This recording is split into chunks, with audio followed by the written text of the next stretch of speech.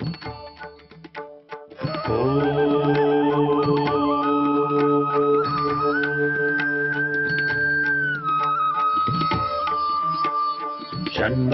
मित्रः शं वरुणः शन्नो भवत्वर्यमा शन्न इन्द्रो बृहस्पतिः शन्नो विष्णुरुक्रमः ॐ शान्ति शान्ति शान्तिः।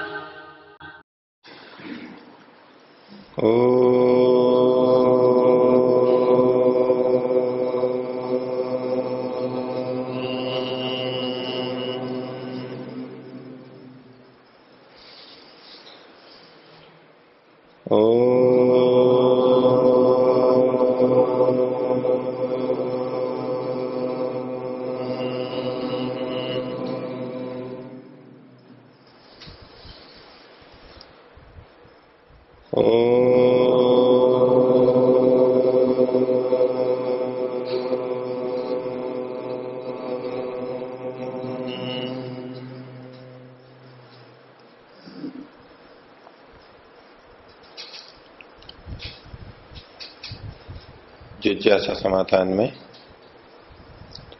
आज सकाम निष्काम के बारे में प्रश्न है। प्रश्न है, निष्काम भावना से और सकाम भावना से किए जाने वाले कर्मों में कितना अंतर है? सकाम कर्म और निष्काम कर्म, अब इनमें अंतर देखना है तो दो दृष्टियों से देख सकते हैं। एक तो करने की दृष्टि से और दूसरा उसके फल या परिणाम की दृष्टि से, उपलब्धि की दृष्टि से। करने की दृष्टि से तो स्पष्ट अंतर है, एक कामना से युक्त होकर किया जाता है। कामना का अर्थ है लौकिक कामना से युक्त होकर, सांसारिक कामना से युक्त होकर के। सांसारिक कामना का मतलब है हमारी जो 5 इंद्रियां हैं, इंद्रियों के सुख के लिए, भौतिक सुखों के लिए, शारीरिक सुखों के लिए, इन सब सुखों की प्राप्ति के लिए जो कर्म किया जाता है उसे सकाम कर्म कहते हैं। और निष्काम कर्म का अर्थ है जो इन कामनाओं से रहित होकर कर्म किया जाता है। इन कामना अर्थात सांसारिक भौतिक कामनाओं से रहित होकर के, लौकिक कामनाओं से रहित होकर के जो कर्म किया जाता है उसको निष्काम कर्म कहते हैं। दूसरे शब्दों में इसे कहें कि जब केवल मुक्ति की कामना होती है, ईश्वर प्राप्ति की कामना होती है, मोक्ष की कामना को रखते हुए जो कर्म किया जाता है उसे निष्काम कर्म कहते हैं। निष्काम कर्म का सामान्यतः जो अर्थ लोग लेते हैं वो ये लेते हैं कि कोई भी कामना ना होना, ऐसा तो कभी हो ही नहीं सकता। महर्षि दयानंद ने ऋग्वेदादि भाष्य भूमिका में इस विषय को स्पष्ट कहा है। उन्होंने कहा कि जो कर्म पुत्रेष्णा, वित्तेष्णा, लोकेष्णा से युक्त किए जाते हैं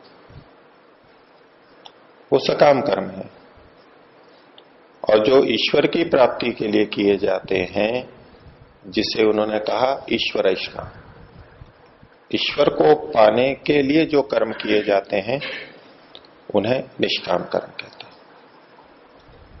तो सकाम और निष्काम कर्म में अंतर क्या है? करते समय अंतर रहेगा, एक में लौकिक सुखों की, लौकिक दुख की निवृत्ति की कामना रहेगी, एक में ईश्वर की अर्थात ईश्वरीय सुख की प्राप्ति की कामना रहेगी। ये अंतर है दोनों में। और फल की दृष्टि से सांसारिक सुखों की कामना से जो कर्म किए जाते हैं उनसे सांसारिक सुख मिलते हैं, और उन सांसारिक सुखों के साथ में जो दुख मिलते हैं वो भी प्राप्त होते हैं। सांसारिक सुखों के साथ जो दुख मिश्रित होते हैं वो भी प्राप्त होते हैं वहां पर। और निष्काम कर्मों के परिणाम स्वरूप जो मुक्ति की प्राप्ति होती है, निष्काम कर्ता को मुक्ति की प्राप्ति होती है, ईश्वर की प्राप्ति होती है, तो ईश्वरीय आनंद लौकिक आनंद से बहुत ऊंचा है, और वहां दुख पूर्णतः समाप्त हो जाता है, दुख पूरी तरह समाप्त रहता है। तो लौकिक सुख की अपेक्षा ईश्वरीय सुख अधिक होता है, बहुत ऊंचा होता है, एक अंतर। दूसरा, लौकिक सुखों के साथ में दुख मिश्रित होता है और ईश्वरीय सुख के साथ में दुख मिश्रित नहीं होता। तो सकाम और निष्काम कर्म में यह अंतर होता है। लेकिन इनका प्रश्न कुछ आगे चल करके और जगह पर पहुंचा हुआ है। तो लिखते हैं कि परिभाषा जानता हूं मैं, सकाम निष्काम की परिभाषा तो जानता हूं, लेकिन जो परिभाषा अभी दी गई वो नहीं थी। आप जो परिभाषा मान के चल रहे हो वो अलग है, क्योंकि इनके आगे के प्रश्न ऐसे हैं। इनकी परिभाषा क्या है? किसी भी कामना को मन में रख करके, लक्ष्य को मन में रख करके जो कर्म किया जाता है वो सकाम कर्म है, और जिस कर्म को बिना किसी इच्छा के, बिना किसी कामना के किया जाता है, बिना लक्ष्य को रखे कर्म किया जाता है, उसे निष्काम कर्म कहते हैं। जैसा कि लोग अधिकतर लेते हैं, ऐसा ही इन्होंने लिया है, इसलिए ये इनके आगे के प्रश्न हैं। तो क्या लिखते हैं? लेकिन ख्याल ये आता है, सवाल ये आता है कि कोई व्यक्ति किसी लक्ष्य को पाना चाहता है, लक्ष्य तो है, यदि सकाम भावना से करता है तो मुझे लगता है कि सकाम भावना से किए जाने वाला कर्म उसके लक्ष्य तक जल्दी पहुंचाता है, अर्थात सकाम कर्म से लक्ष्य जल्दी पाया जा सकता है निष्काम कर्म की अपेक्षा से। लक्ष्य वही है दोनों का। इन्होंने लौकिक लक्ष्य या आध्यात्मिक लक्ष्य, ईश्वर लक्ष्य, ये भेद नहीं किया है, लौकिक लक्ष्य ही है। मेरे को इस पद प्रतिष्ठा को पाना है और वो कर्म कर रहा है, ये उसका लक्ष्य बनी। लक्ष्य वही है, लेकिन एक सकाम भावना से कर रहा है और एक निष्काम भावना से कर रहा है। तो जो सकाम भावना से कर रहा है वो शीघ्र लक्ष्य को पा सकता है, निष्काम वाला नहीं। उसके लिए कारण बताते हैं, क्योंकि सकाम कर्म में इच्छा होती है, उसके बदले ये तो मिले, चाहे वो धर्म हो, कीर्ति हो, धन हो, मैत्री हो, अभ्यास हो, आदि कुशलता हो, कुछ भी हो, लेकिन कुछ मिलना चाहिए, कुछ मिलने की कामना, इच्छा है वहां पर। अब चूंकि इच्छा है और जिन चीजों को पाने की कामना है उसके मन में, उनमें सुख भी दिखाई दे रहा है, उसको लाभ दिखाई दे रहा है, तो तीव्र गति से अधिक यत्न करेगा। व्यक्ति जब सकाम कर्म करता है तो वह चाहता है कि दुनिया देखे कि मैं कितनी कुशलता से या नए ढंग से इसे कर रहा हूं। जिससे होता क्या है, वह बिना आलस्य के और पुरुषार्थ पूर्वक गुणों को आसानी से धारण कर लेता है और पालन करता है। तो निष्कर्ष ये निकलता है कि कोई भी व्यक्ति मेरे विचार से ये सोच रखकर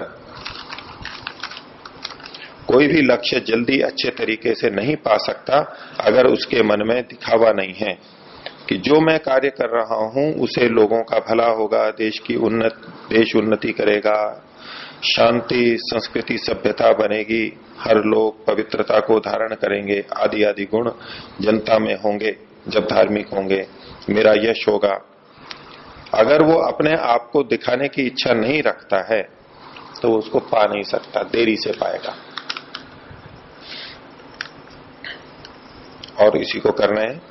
अब कोई व्यक्ति ऐसा देश बनाना चाहता है तो निष्काम कर्म करके वो आलसी बनता है।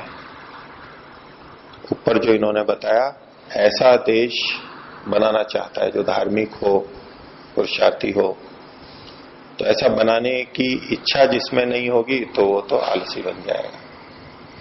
बोले मैं तो ऐसे ही बनाऊं, मेरा तो यह अनुभव है, लेकिन मुझे बताया कि बिना इच्छा किए जाने वाला कर्म निष्काम है और मैं तो इससे आलसी और तमोगुणी हो गया हूं। तो ठीक बात है, अगर इच्छा और लक्ष्य नहीं है तो व्यक्ति आलसी और तमोगुणी होगा। इच्छा एक ऐसी जंजीर है, जंजीर मतलब बंधन, रस्सी, जिसके बंधने पर आदमी भागता है। वैसे तो जंजीर और रस्सी कैसी होती है, जिससे बंधने पर आदमी का भागना बंद हो जाता है, कम हो जाता है। लेकिन इच्छा एक ऐसी रस्सी या सांकल है, बंधन है कि जिससे बंधने पर आदमी खूब भागता है। तो इच्छा छोड़ दी तो भागेगा ना।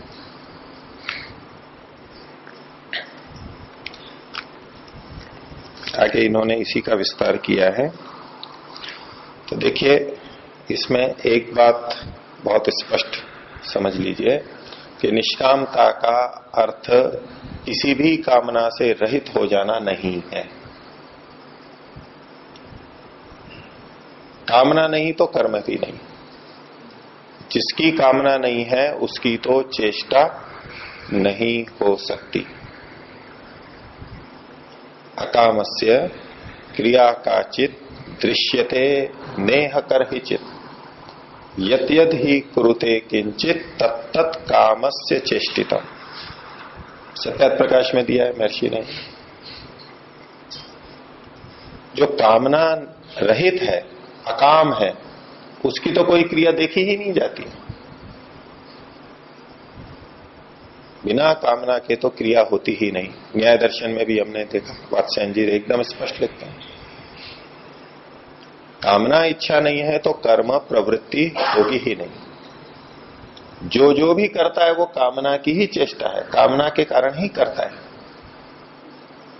इसलिए जो लोग ये कहते हैं कि निष्काम मतलब कामना से रहित होना, वो निष्काम शब्द का अर्थ गलत लेते हैं। वैदिक पद्धति से, आर्ष पद्धति से जो अर्थ होना चाहिए उससे भिन्न लेते हैं वो अर्थ। ऐसा होगा तो आलस्य, तमोगुण, निष्क्रियता, उदासी, ये सब आएंगे जो आप कह रहे हो। लेकिन वैदिक दृष्टि से जब कहा जाता है निष्काम कर्म करें, वहां निष्कामता का अर्थ कामना रहित है ही नहीं, कामना तो करनी है। कामना हम किस चीज की करते हैं? मनुष्य या प्राणी मात्र भी किसकी कामना करता है? सुख की कामना करता है, और अच्छे से अच्छे सुख की कामना करता है, बड़े से बड़े सुख की कामना करता है, दुख रहित सुख की कामना करता है। ये मानव का स्वभाव है, आत्मा का स्वभाव है। इससे रहित कोई नहीं है, इससे रहित कोई बन ही नहीं सकता। ये आत्मा का नित्य स्वभाव है। वो सुख को चाहता है और दुख से दूर होना चाहता है।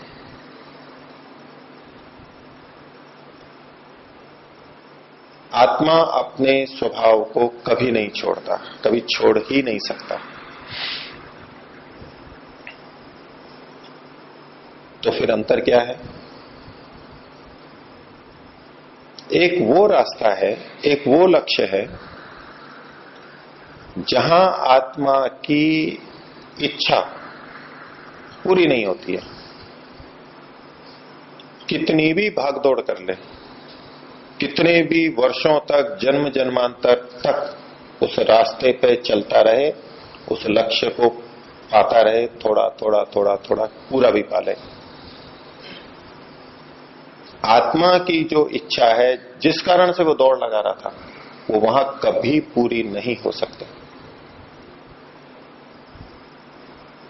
और एक दूसरा रास्ता है जहां आत्मा की वो इच्छा पूरी होती है। वो दूसरा रास्ता, दूसरा लक्ष्य है जहां आत्मा की इच्छा पूरी होती है। ये अंतर है। कामना दोनों तरफ है, दोनों तरफ सुख की ही कामना है, दोनों तरफ दुख से छूटने की ही कामना है। लेकिन एक शैली से चलने पे वो कामना, अभिलाषा पूर्ण नहीं होती, दूसरी तरफ जाने से पूर्ण होती है।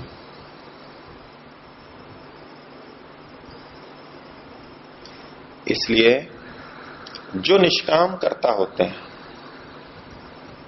उनके मन में भी लक्ष्य होता है,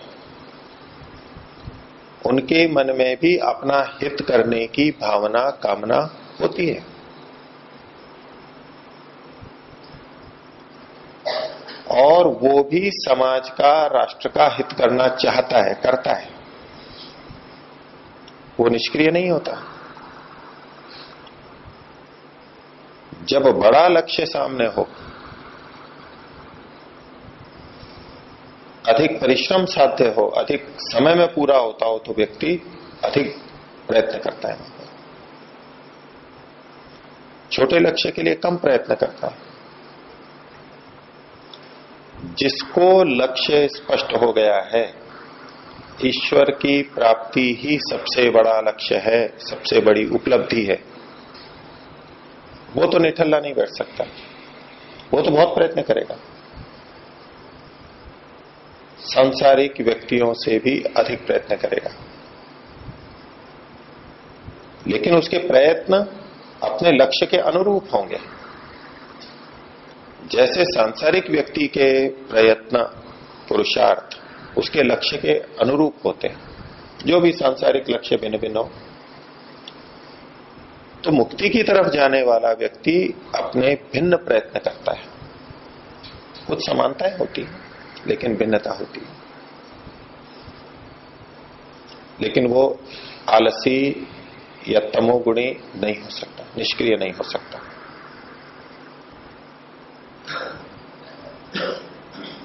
आपका जो अनुभव है,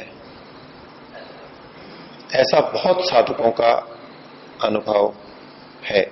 लोगों को हम ऐसा देख सकते हैं, साधकों को। उन्होंने सुना कि निष्काम होना है, हमें लौकिक सुखों की इच्छा नहीं करनी है, यश के लिए नहीं करना है, धन के लिए नहीं करना है, पुत्र या शिष्यों के लिए हमें कार्य नहीं करना है। तो जैसे ही वो इसको छोड़ते हैं, कम करते हैं, उतने उतने वो निष्क्रिय और आलसी होते चले जाते हैं। कारण है कि उनका मुक्ति का लक्ष्य अभी बना नहीं होता है, बहुत थोड़ा बना हुआ होता है। ये दो रास्ते, एक अध्यात्म का और एक सांसारिक सुखों का, यदि व्यक्ति लौकिक मार्ग से हट तो रहा है लेकिन इधर बढ़ नहीं रहा है तो आलसी बनेगा। और बहुत सारे साधक आध्यात्मिक व्यक्ति ऐसे देखे जाते हैं, मिलेंगे, होते हैं ऐसे। एक होता है मुक्ति की तरफ लगन लग गई तो इधर से अपने आप पीछे हट गया,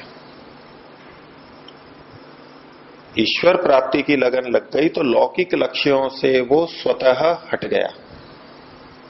इधर चूंकि समय देने लगा, इधर चूंकि श्रम करने लगा तो इधर का समय और श्रम उसका कम हो गया। ऐसा जो कर रहा है वो तो ठीक चल रहा है,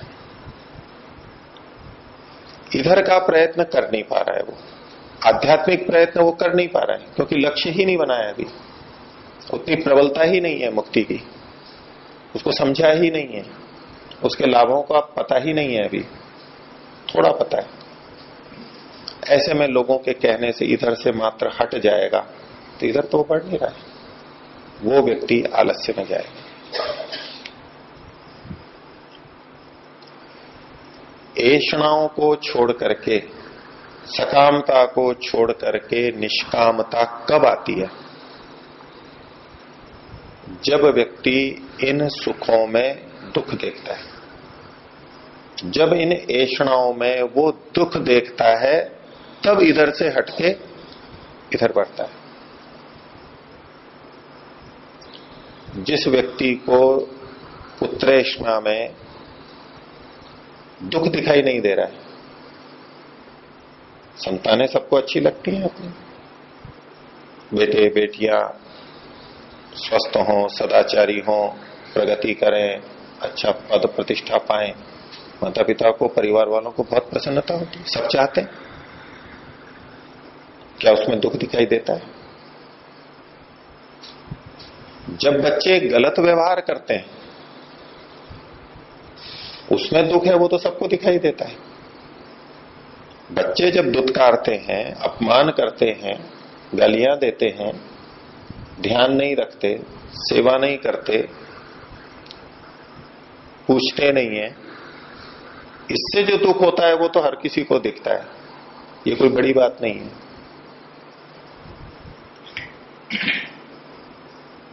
पुत्रेष्णा में जो दुख दिखना है वो किस स्थिति में? संतानें सब तरह से अच्छी हैं, सेवा करती हैं, पूछती हैं, ध्यान रखती हैं, इलाज कराती हैं, सम्मान करती हैं, सब कुछ अच्छा है, कोई कमी नहीं है, सदाचारी हैं, अपयश नहीं देती हैं, माता पिता का नाम बढ़ रहा है उनसे।